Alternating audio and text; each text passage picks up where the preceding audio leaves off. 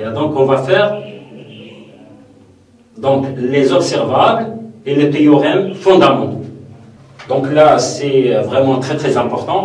Donc avant d'introduire de nouvelles notions, il est important de savoir que l'intérêt des opérateurs hermétiques réside dans les deux propriétés suivantes. Les valeurs propres d'un opérateur hermétique sont tous réelles.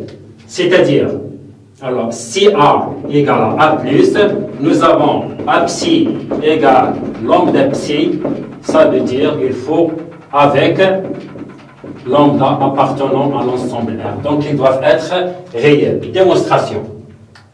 Donc, les valeurs propres d'un opérateur hermétique doivent être réelles. Ça veut dire quoi? Pour un étudiant, si on lui donne un examen ou on lui demande de montrer qu'une matrice, c'est-à-dire un opérateur est un opérateur hermétique, les valeurs propres, il faut faire attention, il doit trouver des valeurs réelles. Donc, s'il trouve des valeurs complexes, donc il faut qu'il s'arrête automatiquement parce que ça veut dire qu'il a commis des erreurs, il faut refaire les calculs.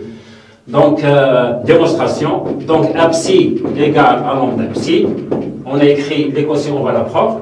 Psi, c'est le vecteur propre de l'opérateur A associé à la valeur propre lambda. Donc, si je conjugue, ça me donne le bras A+, et comme A est un opérateur hermétique, donc A égale à A+, donc je laisse le A, égale, je conjugue cette expression, ça me donne psi lambda étoile. Si je multiplie ici par si j'applique le quête psi ici, on aura psi A psi égale lambda psi psi. Le bracket psi doit être égal à 1 parce que le vecteur propre il est normé à 1 égale à lambda.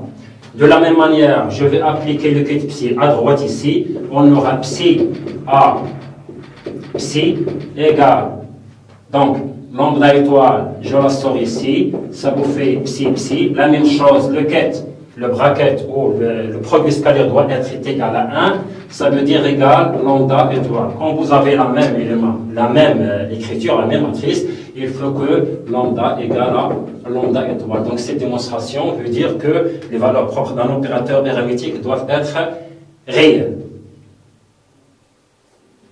On continue.